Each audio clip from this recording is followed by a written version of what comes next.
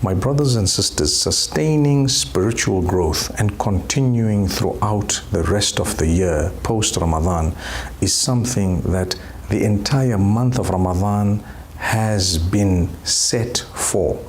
So one of the main purposes of Ramadan, if you look at the Quran, Allah says, we have prescribed and made compulsory for you the fasting, just like we have to those before you.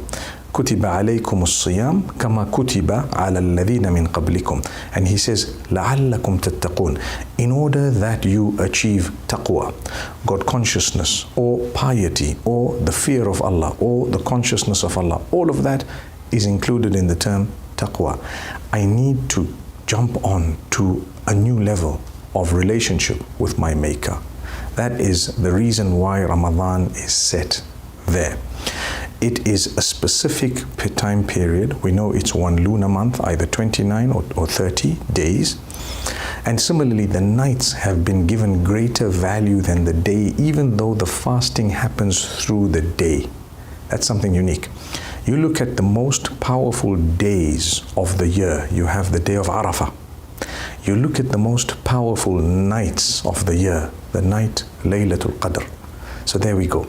The most powerful day is not in Ramadan, but the most powerful night is in Ramadan. The way Allah has planned and designed this beautiful month is such that we would definitely be softened.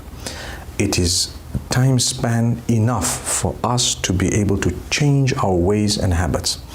And then, just as we begin to feel the effects wearing off, Allah gives us another season and another season until we get another Ramadan in 11 months.